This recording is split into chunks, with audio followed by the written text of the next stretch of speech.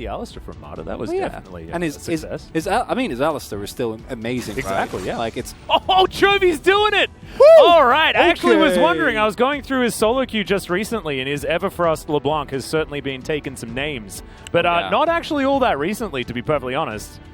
This is Ezreal, interesting. yes, please. I mean, Ezreal is about all you can Please. pick at this point in time. Like, Tristana could have been a potential option there as well, because Rocket Jump can get you, theoretically, out of the way of a Hecarim, but maybe not, actually. Damage. LeBlanc is a soul AP source, so she can actually assassinate targets on the side of Liv Sandbox. There's plenty of squishies, right? Like, Camille won't really be beefy. She'll have some health, but that's about it. Fade is self-explanatory. Prince is self-explanatory, so I think we might see some fireworks here, Atlas. And it's also always been a historically extremely interesting matchup into Azir. The general consensus is that she's not a Vista. You were spot up, my man. That is. Okay. Yeah, well, Vista is just going to have to flash this wall. Does so. Deft might be able to grab this ward, so at least they get a consolation prize. As final. Yep, over they go. And so those are the kind of stats you don't want to see as Morgan. This is the kind of engage you don't want to see as well, as Morgan's going to have to flash, gets the follow, so at least they trade 1 for 1 as Morgan's going to go back home. Could have been worse, I guess, but still not exactly the greatest of moments. Like I said earlier, right? Like, as long as Effort and Prince respect this, they should be fine. Croc are going to be found. I don't think Johan wins this. No, exactly not. As the crashdown does come through a track repel. Only going to get the stun onto Prince. As there's the flash forward. Johan going to have to try and get out of here, but he can't. Only has the Ghost, of course, as Deft trying to get some follow damage back in. But once again, another beautiful early game from Liv Sandbox. Is already 2 kills. It is going down relatively quickly. And Liv Sandbox do get the rotation over. They should be able to lock that one down. So, Croco continuing his onslaught of the jungle. In fact, both of the neutral objectives available so far have been his. As there's a Zenith Blade forward. Solar Flare is going to connect as well. As there's the Magnet Storm and the Crashdown Chovy. Not a lot of cooldowns right now, but there is the Onslaught of Shadows. As Fate finds the Emperor's Divide, Johan just gets slammed into. Decent knock up there onto Summit as Chovy still alive, connects the chains there onto Summit, dives on forward, picks up his first kill of the fight. Vista gets out safely as Chovy continuing to try and contend with this one, and now Morgan maybe going a little bit too far forward. Fate at full health is still scary, as Chovy with his passive. Character. In these, like, choke pointy skirmishes, he still has a lot of value. Summit. Yeah, could be in trouble here, as he does have the Hextech Ultimatum, gets boot back, Croco dives on in, as there it is. Ultimatum coming down, Morgan just having to watch as Fate flips another one. And Morgan's going to go down as well. No way that this Scion can 1 versus 3, and it's a double kill for the Azir. It's the day of the pigeons today. Now with his Divine Sunderer in position, and Harmalife Esports, speaking of position, will be able to grab this second Drake of the game, and that is certainly good news for them after, I guess, theoretically winning the turf war on the bottom side of the map. That provides Chovy and Deft with some freedom. Speaking of Chovy, though, he's now locked down Fate. Croco's after him as Empress Divide only lands onto Vista. Fate is just going down so quickly, but the CC's there and Johan gets baited in. God, effort has been so good today. As Chovy gets back to the safety of his turret, and Fate is going to survive as well. This horse not having a great time. So if they can take a win here in game number 2, bring us to that match point, things could be very, very important, as now Prince might be caught out of position, gets knocked back. Decent Solar Flare, but it's not going to be enough as Johan gets delivered a little bit more much-needed money. But still, there's a huge amount of pressure there developing towards the top side. Deft, though, he's going to take down an outer turret on the bottom side of the map. And 100%, because that's the kind of the reputation that these players have built for themselves. And have you noticed something? Have you noticed that Harmalife Esports have one of the best Cloud Soul team compositions that you could possibly get? Yeah. Deft gets to ult in and then move more quickly, things like that. But also, getting Chovy's ultimate over and over again is really important, as Johan looking to get down here.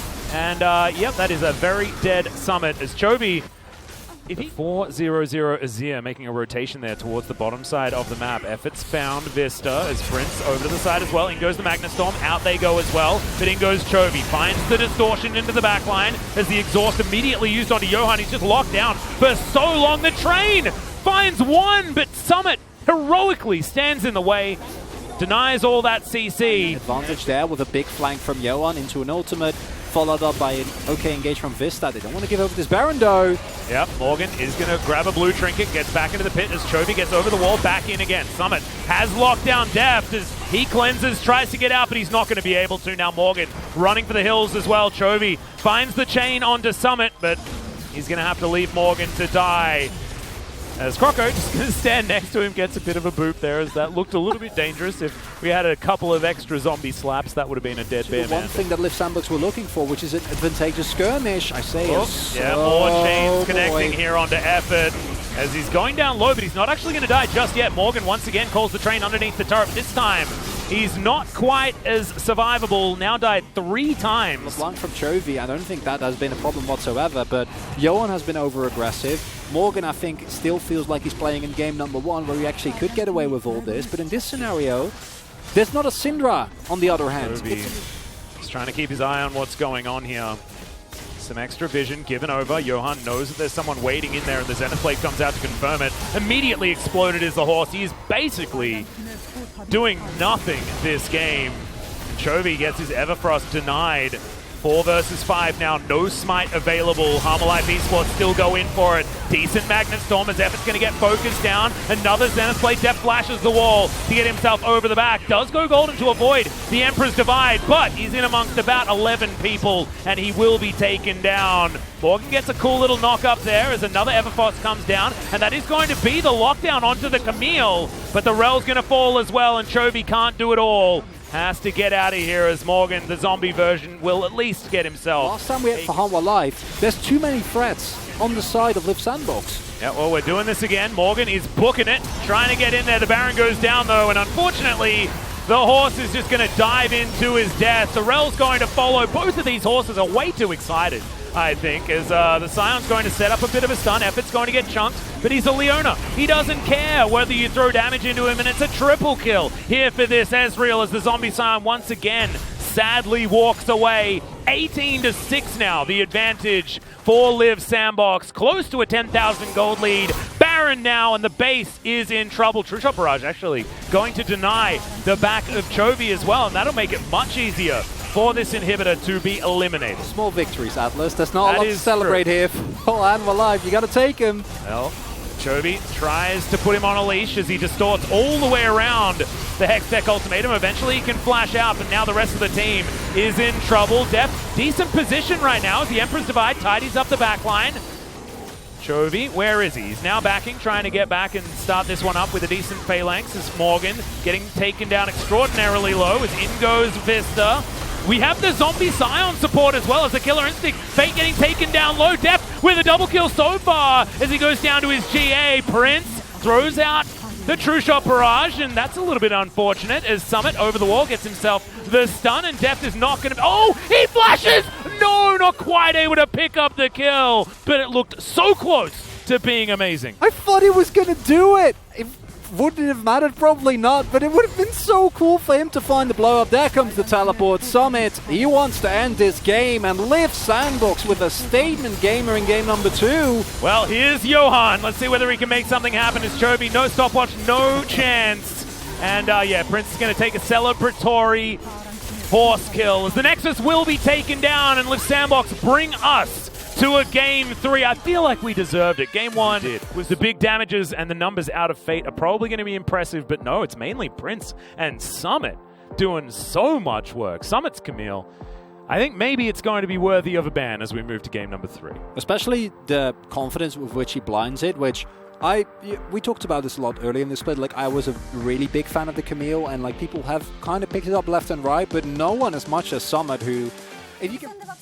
Welcome back everybody, and that was game number 2 between Live Sandbox and Hanwha Live Esports, and Live Sandbox was able to even out the series, and Live Sandbox was able to take that Azir away from Hanwha Live, and Chovy went back to another new pick, LeBlanc, but I want to point out that this is not a meta where LeBlanc can perform. Well, this pick is not strong into Azir from the get-go. If Azir takes a rune choice such as Hell of Blades, well, Azir has a huge lane priority well, LeBlanc is a champion that needs the help from the jungler, and she has to pick up some kills, and then after she gets fed picking up some kills, she can contribute to team fights. But that's not the meta that we're seeing around the mid and jungle duo. And Hana Life still, they did a great job. But LSB, Leap Sandbox was able to ban away some of the critical picks on the side of Hana Life Esports, which were Vernacton and Gragas. And without those two champions, actually Morgan wasn't able to get many works done compared to the past. Overall, well, even though Hana Life Esports got super behind in the early game, they tried really hard to come back, but still Leap Sandbox was able to push their momentum forward. Well, we're now seeing more and more games where Leap Sandbox is leading the early game. In the most of the cases, they are actually have this power to get control of the game in the early phase. And we saw the potential of this squad in this game number 2 up against Hana Life Esports once again. But let's take a look at this first highlight where this ward did a fantastic work. LeBlanc is a champion that can distort forward and place the ward into the enemy jungle. But Leap Sandbox at the same time, they knew about this information. They knew they had the ward in that jungle. And then Fate was also able to place the ward in that Raptor camp. And Johan was pathing towards the bottom side of the map. But still, we have to keep in mind that Johan started off without any leash from the bottom duos, which means he cannot match the clear speed of that Udyr. So Kroko, after he gets that Krok camp, he just instantly runs his way down to the bottom Scalder Crab. And also Hecarim was forced to rotate to the downside because Azir also had the lane prior, so he could join this fight as well. So he had to, run away, asking for some help from the bottom duo, but that was not enough to save his life. And then after Kroko was able to pop that flash out of Hecarim and then pick up some kills, well, there was no way for that poor horse to come online in this game, in fact. And then after getting that lead, well, Kroko was able to exert so many dominance and forcing all the flashes away from the enemy players. Now let's take a look at this second highlight where Leap Sandbox was able to turn a fight really well. Hana Life Esports was looking for some miracle engage. Rel went in, but there was no connection. There was no follow-up coming out from Hana Life Esports. She was so disconnected because the rest of the teammates were a little bit too far away for a follow-up. And meanwhile, Fate was able to, counter that action with just one drift out and then ulted back in order to block any potential follow-up from Hana Life Esports. What Hana Life Esports wanted maybe was, playing around their mid lane, a strong mid lane pick which can pick up some kills in the early game with the burst damage, and they were looking for some bait play. But that was not able to be well executed by the players in this game. And the POG will go over to Kroko on Udyr. 100% kill participation at 15-minute mark. Kroko was really on point reading the plans coming out from Hecarim. He was able to predict all the actions and path from Johan. I think that early setup was the key to Leap Sandbox's success in this game because he was able to accelerate the gap between this Hecarim player. Kroko always there to just boop Hecarim in the middle of a team fight. And Johan was always just a split second or Timo meter behind, landing that Q skill, landing his burst damage, and then Kroko and Effort was there to block him away. Kroko was able to win 6 votes for this POG, and we are having a very intense competition for the playoff last spot. So let's find out whether Leaf Sandbox get their 5th win.